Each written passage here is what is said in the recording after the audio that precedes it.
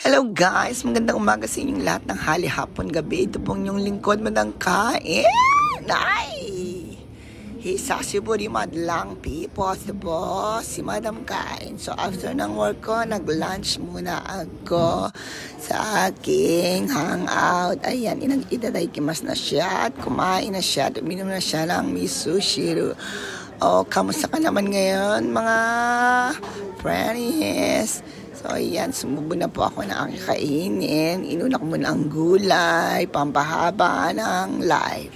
So, syempre, sunod ang kanin. O, kain na tayo mga ka-friends. Yum, yum, yum. So, talaga kumain lang yan. Ang aking ulam isda for today. 1 coin lunch po siya, kaya kumain na rin po kayo. Sa aking house, ay, Diyos ko, hindi pa marunong mag-chopstick. Katagal na sa Japan. O ayan, siya kinain niya ng isda, isinabaw, ay inilagay sa kanin. Sorry, tawal lang, sarap daw ng kanyang kain. O Madam Kain, mabusog ka. Pagpalain ka ng Diyos sa iyong pagkain. So yan, kumain naman siya ng kanyang favorite na gulay with matching piman or green or red pepper pala yan. O nguya pa, Madam Kain, sarap ng kain niya. O diba? O sige lang, kumain ka lang ng gulay, pampahaba ng life. Siyempre, ayan, pakit pang Madam Kain, sarap daw. Wow, siyempre sinubo niya naman ng kanin dahil mahilig yan talaga si Madam Kain sa kanin at sabaw. Kanina, sabaw na ulam pa with busog mas. O yan, bigap na naman siya ng sabaw. Sarap daw. May paa ka pa dyan. Maarte ka. Diyos ko dahi. O ayan. O diba? Kain lang. Sige lang, Madam Kain. Kumain ka lang. Ayan, o yan, nalaglag pa kasi hindi marunong mag-chopstick, katagal na sa Japan, o diba? Mahilig din yan sa carrots. Ayan, kinain niya na yung carrots. Kain po tayo. O, shit. Ang tagal mong kumain. Siyempre, napagod na bibig ko sa iyo. O, ayan. O, di inuna yun na naman yung gulay. Mahilig talaga sa gulay si Madam Kain. Ang sarap ng kanyang kain. O, diba? O, wow, yum, yum, yum. Sabi niyang ganon. O, diyan, sinubo na naman niya ang isda. Ang kanyang favorite. Mahilig po talaga si Madam Kain sa isda. Ay, gulay pala yun. Sorry. Hindi ko nakita. O, ayan, sinubo na naman niya ang gulay. Tapos kanin. Sarap daw.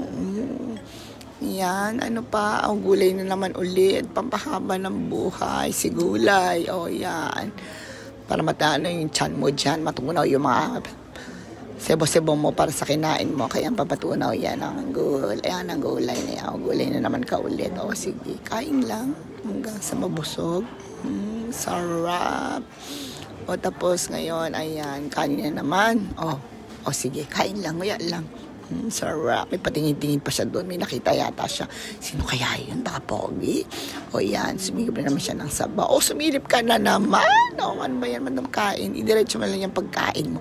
Pasilip-silip ka pa. O, ayan, higop siya ng sabaw. O, sumilip ka na naman. Ano kaya yung tinitingnan niya? Baka may pogi? Ay, Diyos ko, Madam Kain. Dali na, kumain ka na dyan. O, ayan, di ba? Higop pa siya ng sabaw. Ang takal mo higop ng sabaw. Napagod na nilamunan ko.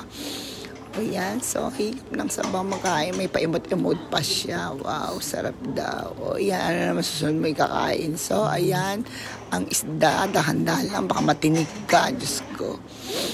Mahirap, maghanap pa tayo ng mga suhi, pahilot-hilot ng ating lamang pag natinig tayo. Ayan, may isda na siyang kinain. Wow, sarap naman. Sarap ba? O yan, sige na, kumain ka na ulit. O yan. Isda na naman, tapos gulay, pampahaba ng buhay. Ayan, gulay na naman ulit. Yan, kanin na naman. Mahilig talaga si Madam Kain sa kanin. O, diba? O, yan. Ayan, ang tsukimono ng Japan. Radish po yan ang kinulayan nila. Kulay pula. Sarap din po yan. Tapos sabaw na naman. Mahilig ka talaga sa sabaw, ano? O yan, sige na, kain lang po. Kain lang ng kain, Madam Kain. Wow, sarap. Sarap ng higip niya ng sabaw. O, diba? O, tapos, o, ayan, higop ng sabaw. Sige lang, kain lang. Kain lang, higop pa ulit ng sabaw. O, ayan, gulay na naman ulit, sabaw. Tapos lapag, wow, sarap daw. O, may paano punas-punas pa siya ng sipon niya. Inuhog na kahigap ng sabaw. Diyos ko dahil, ayan, isda na naman.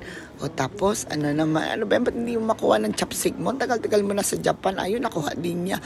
Ayan, oh, wow, yan. Naka naman na, batang-bata, 50 anyos. O, ayan, kanin.